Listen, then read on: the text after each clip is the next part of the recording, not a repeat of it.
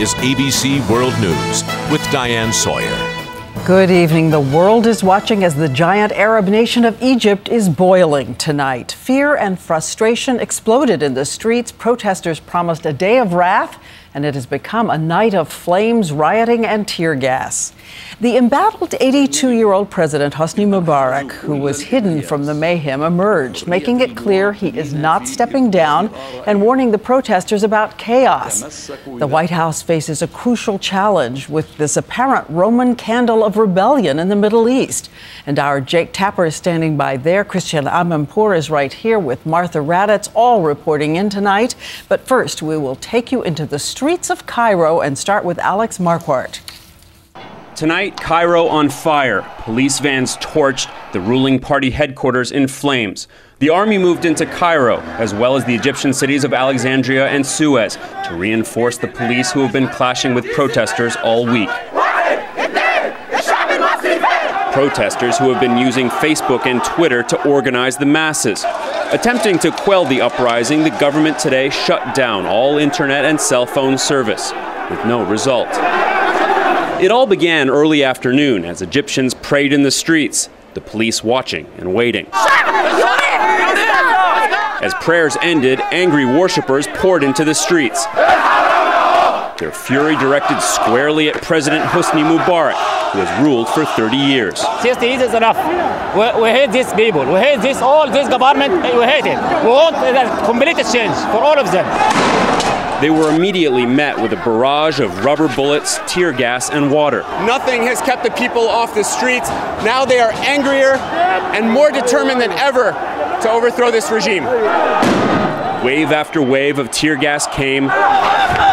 Again and again, they advanced. We are ready to die, so you have nothing to lose. I have nothing to lose. This is real. This is real. I changed my mind. I did not believe that this was going to happen ever.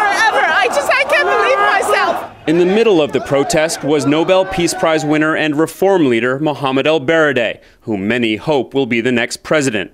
You may remember him as the head of the UN's nuclear watchdog group. Not waiting for help or assistance from the outside world, but what I expect from the outside world is to practice what to preach. There were reports today that El-Baradei was hit by water cannon and placed under house arrest. The violence got worse as the day wore on. Restaurants on the Nile River set on fire. And when it seemed the clashes were peaking, silence fell as protesters stopped once again to pray. But as quickly as the silence came, it was shattered. Both sides digging in for what may be a long fight. Diane, tonight after Mubarak went on television, we heard celebrations in the streets. The protesters clearly feel like they've accomplished something. But Diane, I have to tell you, all the people that we spoke to today say they won't rest until he steps down. Diane. Alex Marquardt still on the streets of Cairo tonight. Thank you, Alex. And let's go now to ABC's Lama Hassan, who was in another part of Cairo today, talking to the protesters about that message they want to get out to the whole world. Diane, as we walk through the streets of Cairo tonight, we heard several chants in Arabic that capture the mood here. يسقط يسقط حسني مبارك, meaning down, down with Hosni Mubarak, and الشعب يريد سقوط النظام. The people want the regime to fall. Everywhere we went with a camera today, people were desperate to tell their story. Even as we were getting ready to file a report, we were interrupted. We'll talk to you in a moment, we promised. People have been out on the streets in their thousands protesting, and just over there we can see plumes of smoke. People are demanding a change and they want it now. The cycle of fear in this country, in the people, has been broken, and that's the change. These scenes are unprecedented. They are throwing tear gas. Anger at the U.S. is growing too. These protesters said the weapons used by the Egyptian forces were made in the USA. You can see it in this photo of a tear gas canister used by the Egyptian forces, the familiar made in the USA markings on the can. As night fell, we found this group of frightened riot police separated from their unit, hiding in a building. They're too scared to go back to the streets, they tell us, scared of the growing anger. It has been a stunning day. I've been coming to Cairo for the past 15 years, and I never thought I would see a popular uprising here. The clashes that spilled onto the streets, the violence and the defiance took us all by surprise. Diane? So many people around the world were taken by surprise, Lama. I want to head to the White House now, to Washington. Jake Tapper is there. Impossible to overestimate the importance of Egypt as an ally to the U.S. Jake, what's the White House going to do? Well, President Obama spoke with Egyptian President Hosni Mubarak and then came out and just seconds ago gave a statement about that conversation.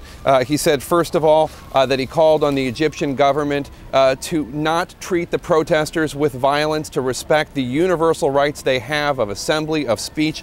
He called upon the Egyptian government to reverse the action of shutting down the internet and cell phones, and he did call on those in the streets, the demonstrators, to demonstrate peacefully. He said that he has been putting pressure on Hosni Mubarak for some time to advance the cause of human rights and political reform, and he would continue to press that cause in the future. He said that grievances have built up over years, and suppressing ideas will not make them go away. Diane? Okay, Jake, thank you. Christian Amanpour is here, host of This Week with Martha Raddatz as well. Christian, is this the beginning of dominoes falling? And what about the pressure, the verbal pressure the White House is putting on Mubarak tonight? Well, I think obviously they are stepping up the pressure, but they have been towing a very sort of fine line and basically saying on all sides to have restraint. And the people over there have been very upset about it. They think that the United States should stand with the people. And the tweets and the social media are coming in huge blasts expressing disappointment with the United States, which is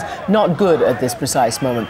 The key is whether the army, which has been deployed, will fire on the people. Right now, the army has been put into the streets, the police and security forces back, and a senior Egyptian official has told me tonight that he hopes that the people will respond well to the army and that this will quiet the situation and get the people back into their houses. It doesn't look that is likely to happen, but that is going to be the key. Will the army fire on the people? And Martha, from those at the Pentagon, how dangerous is this to the U.S.? Well, I think any instability in the Mideast is dangerous. And as you said, you cannot overstate the importance of Egypt as an ally. And think of Israel as well. Egypt is on the southern flank. If there is instability, that is so serious. And they help us in the fight for terrorism. When you think about how this affects Americans, the fight for terrorism, Egypt has been a big help on that. I know you will both be covering this throughout the evening. In fact, somebody in Israel said this is an earthquake. Make no mistake, it's an earthquake, a volcano. Thank you. And Christian, you're going to have a lot more on Sunday. Full reporting? Yes, we're on our way there, in fact, this evening. On your way to Cairo tonight. Thank you both, and thanks to Jake Tapper once